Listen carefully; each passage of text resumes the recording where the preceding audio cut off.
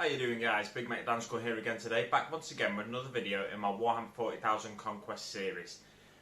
Today, I've not got the next issue of Conquest yet. I'm still waiting to get that in the post, and at the minute, as this video goes out, I'm actually in Wales on holiday for a week. So, I won't be picking it up till hopefully this Saturday. That's if it's been shipped by then. But what I've got today for you instead is a really quick painting guide for these guys, the Poxwalkers.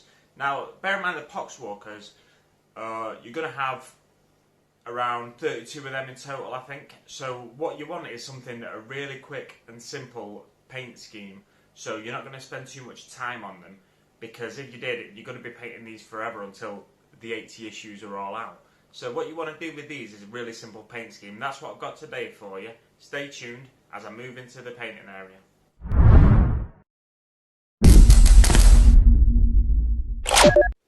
So the first colour I'm working with here is Abaddon Black, or Abaddon Black, if you are English, which I am. What I'm going to do here is paint this iron bar, or whatever it is, in a base coat of Abaddon Black before eventually putting the lead belcher over it. This just gives you a nice solid base coat to work with when you're putting the lead belcher over it, and if you miss certain areas, it's not going to look as ridiculous, because if you miss areas when it's white like this, then you'll leave the white exposed, and that will look wrong, whereas if you leave a bit of black exposed, it just looks like the metal's a bit more dull.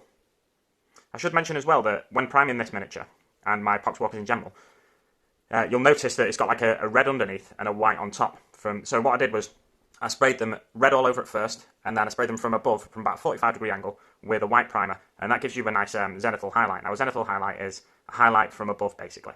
And the reason I did that is because I thought, in the recesses, I want the Poxwalkers to look quite bruised and almost rotten. If I give them a fleshy sort of red as the first base coat, then that'll give me a sort of a sore, sort of bruised look, especially when I put some of the washes on there as well. That should really bring that out. I'm using a palette.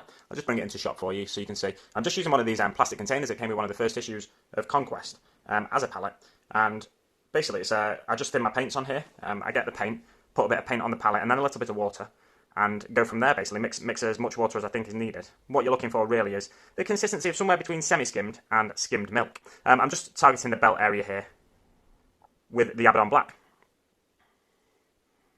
I'm going to leave them pouches, I think. Where else should I do black? I'm not sure. I think that's all the black I need. I'm tempted to do the eyes black to give you a sort of a dead eye look, but I quite like them the way they are. They've got a bit of red, a bit of white in there, so that should work quite well, I think. I'm going to go for a bit of a black claw. I've put way too much black paint on this palette, so I want to use a bit more of it if possible. So I'm going for a bit of a black claw here. He's got 3 sort of talons or claws on this hand. I'll just check where he's in frame. I just realised I was moving out of frame a little bit there. So I'm just going to put a bit more black on the miniature by picking out these claws on his left hand. I think that'll do us for now. Yeah, I'm happy with that so far. So, let's move on to the next bit. The next colour I'm using is, you can see it on my brush, a bit of Xandri Dust. This is a good base colour for bone, basically. Well, I quite like it anyway. It's a sort of yellowy brown bone colour, and I like that one personally. There are plenty of others. You can actually do bone in other colours like brown as well, because if you look at aged bone and sort of fossilised bone and stuff like that, it's got a variety of colours. You can get it a lot darker than you typically see or than you typically think. I quite like that. That's a nice little job on the bone I've done there. This here, I'm pretty sure it's a tentacle, so I'm not going to do that in the bone colour. I might do one of these pouches, just pick out one of these pouches in the bone colour, just to add a bit of variety in there, and then if I don't like it, I can go over it with my next colour. The next colour I'm using is on my brush. It's Death Guard Green. The reason I want to use this is because I've never used Death Guard Green before. I'm new to Death Guard are new to me. So I thought I'd use this on some of the materials on the Poxwalkers. I'll try and find a way to use it on the Death Guard Plague Marines as well, because I like the look of it, but I've just never used it before. I just realised as well there's a little cool little fly symbol there, which you see on Death Guard miniatures. I've only just realised that, so I might pick that out with a bit of gold or another colour. Yeah, I quite like this Death Guard Green. Using it on these tabards works really well, I think. On the other Poxwalkers, the thing about Poxwalkers is they're diseased, rotting humans from every walk of life, so you don't have to get all your Poxwalkers matching in colour, in my opinion. You can have them all with different uniforms on, so some may have been miners, some may have been doctors, some may have been mechanics, and so on and so forth, so they can all have different clothing on, really. And they all do have different clothing on, different levels of clothing. This guy just has a loincloth, but some of the others have pants, and probably even vests and shirts. I've not taken a close look at them all yet. Oh, there's a nice little maggot in there as well, just on his inner thigh. There, so that's a pretty cool detail I could pick out with another colour, or I could just leave it that red colour. Interestingly, if you look at them two little pockets there, pouches, it's hard to see the difference really. So I think that works quite well. Just a slight bit of variation, but something that's not jumping out at you right away. I don't often do painting tutorials, so let me know if you think I could improve them in some way or another. Because I'm doing this one quickly, I'm trying to rush it in basically before I go away for a week. So because I'm doing it quickly, I'm not allowing the paint to dry properly, so if I make any mistakes it could become quite messy. But the thing with that is, what you can do is just use those mistakes to your advantage. Now, if you look here on this bit, the green and the black have just sort of blended all together. What I'm going to do now is dry my brush a bit on my pants and try and suck up some of that paint off the miniature. I don't recommend you dry your brush on your pants because you might get paint on your pants. But me being the person who buys my clothes, I get to make my own decisions with my clothes and what I dry my brush on. So I'm just trying to lift that paint off there. And then I'll come in with the Death Guard green again, but with a bit more of a bit less water in it, so it bleeds less basically onto the other areas of the miniature. It's going to be a big mess around the front there as well. I didn't notice that. If I had done, I would have addressed that first.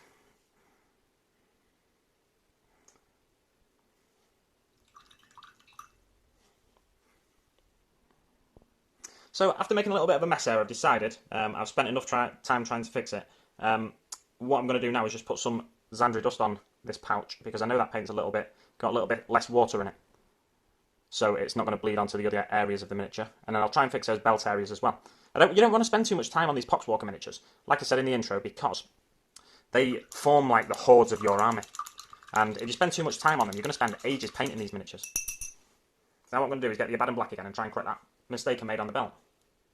Let's try and get a bit of black with less paint on it. Just get in there, dab it on. And there we go.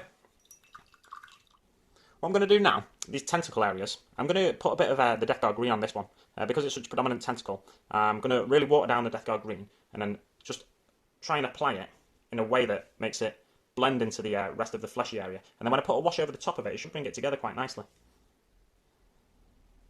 So if you put it on really thin, this Death Guard green, it's going to basically allow you to see the paint that's underneath once the water evaporates off it and the paint dries.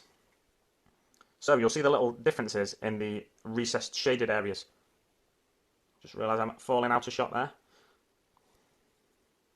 This is also a little bit of an experiment for me to see how fast I can paint this miniature. Normally the first one you paint will take a bit longer as well, so don't become disheartened if you take 10-15 minutes or something to paint the first one, because the next one you'll have a better idea of what you want to do. So by the time you get to the next one, you'll be a little bit quicker, and with each miniature you'll become a little bit quicker. We'll leave it there for now, guys. I'll let this guy dry, and then I'll start applying the washes and glazes. So one thing I forgot to do before I nipped away for a bit is paint the lead belcher on here. I'm just going to paint that in now, and then I'll have to let that dry and then come back with the washes. What I'll do is just drag the brush over so it catches on the edges. I don't want it to cover completely here with the lead belcher. And with the lead belcher, personally, I like to take it straight from the pot, but different individuals do water the metallic paints down, but I feel sometimes with the metallic paints, it's they can lose their effect if you water them down. That's just my personal feeling. Like I said, so a lot of people do water them down still. But I find it a lot more difficult to use metallics when they are watered down. Just at the bottom as well here. What I'll do is probably put the washes over everything now, because I'm running out of time before I go away for a week, you see. So I'll just put a bit of lead belcher on this fly symbol down here, and then I'll use the washes all over the miniature. I'll try and get it dry just by blowing on it, but it's not going to be perfect.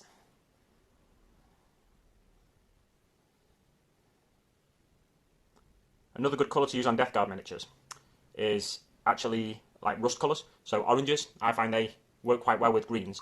And if you wanted, after you've done your washes, what you could do with the metallics is go over them with a dry brush of an orange paint. But I won't be doing that on this occasion. I may come back to this miniature and show you exactly what I mean in the future. So what I'm going to do now is start applying the washes. I'll start with the Beal-Tan Green. Again, with washes, I paint them straight from the pot. I find if you water them down, it can sometimes lead to them, or feel like it sort of leads to them clouding a little bit in bits where they start to pool. So what you've got to do with the washes is sort of chase it round when you painted it on, and when you see it starts to dry. If there's any areas where there's a large amount of wash, it may pool. So it may cloud. So what you need to do is sort of draw out some of that wash with your brush. Just getting all these tentacles that are springing off his shoulder here to give us a real sort of green look overall. and off the elbow here as well. Again, I apologise if I'm drifting out of frame from time to time. I'm not used to doing these painting tutorials. They're kind of new to me. But I thought with Conquest being out now, it might be worth putting some of these videos up for some people that are new to miniature painting. Because I paint to a pretty basic standard myself. There are much better painters out there than me. So if you're confident you're a good painter already, maybe my tutorials aren't the best, or in this case, my first tutorial isn't the best to watch. But it'll give you a good unified force on the battlefield. This kind of tutorial, I think. I'm just wondering, should I go around? There's another tentacle there, so I'll get that with the green. You can do these tentacles whatever colour you want. They don't have to be green. If you look at octopus in the wild, they can actually change the colour, so you can get some really interesting effects with tentacles if you wanted to. Just try to decide whether I want to put any green on any of these pustules on the miniature's body or anything. I'll just put a bit of green in the middle there. And I think that frames it quite nicely because we've got green on that side, then green in the middle. What I'm going to do now is just pick a different wash. I won't use the Agrax Earthshade now because I was mainly going to use... I'll tell you what, I'll use the Agrax Earthshade on the cloth, I think. No, I'll just use a Rakeland Flesh Shade next. So you'll see here, this is Rakeland Flesh Shade that I'm using now. Now the washes, if you look at the brush, you can't really see a colour on there. But the Rakeland Flesh Shade is just a sort of reddish wash that's ideal for getting into the recesses of skin. On a miniature like this, you may actually not want to use a Rakeland Flesh Shade wash if you've already used fleshy tones on it. Because you might not want the miniature to look warm. But personally, with the undercoating, the way I did the zenithal highlight on the undercoat, I think the Rakeland Flesh Shade will sort of bring the skin to the right sort of tone, the sort of tone I'm looking for. And if you let these washes interact with each other a little bit, it'll give you a nice transition, so the green to the more human-looking fleshy tone of the Rakeland Flesh Shade. Games Workshop do also make different brushes. This is just the standard brush that comes with Conquest, like I believe I said earlier in the little tutorial. But they do make different brushes for different occasions, or for different jobs rather than different occasions. And the wash brush holds a bit more. I keep going back to the pot here for more wash, but the wash brush is quite big, so it can hold a bit more of the wash. And you can go back to the pot less. So it's worth taking a look at the different varieties of brushes. There's other companies out there as well. Some people just use, or a lot of people actually just use artist brushes. Winsor & Newton is a particularly trusted company by miniature painters. You have to get the really small brushes of theirs though, because obviously artist brushes are designed for painting on canvas and not miniatures. But they do make some really fine brushes as well, just like these ones, if not finer. See here it's warming up the skin a little bit. And I'm going to go over the cloth and everything with this Rakeland Flesh Shade wash, just to pick out the recesses of the materials. When you're doing your washes as well, try and make sure you get all the areas you want on the first pass, because if you go back with the second pass, you'll see a sort of a tide line where you've missed if you miss any areas and have to go back with the second pass, you'll see a tide line where there's a slight differentiation between the two, or where the two washes meet. So it's worth taking extra care to make sure you're thorough with a wash.